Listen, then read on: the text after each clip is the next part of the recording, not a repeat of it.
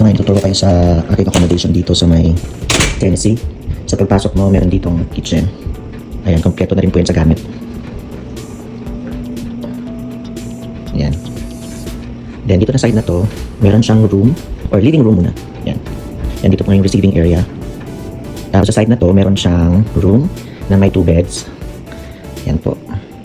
And may sarili na rin siyang bathroom. Ayan. Ayan. And then dito sa side ay may master's bedroom.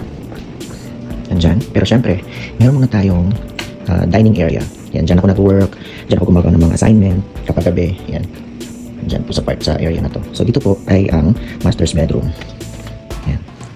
May TV, kompleto na rin sa gamit. Tapos, overlooking yung view. Ayan.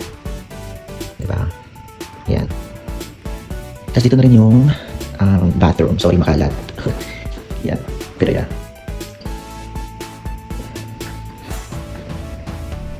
Alright. Tapos labas tayo dito. So paglabas mo, meron ditong area na pwede kang mag-muni-muni, mag-isip-isip. Yan, dito sa area na to.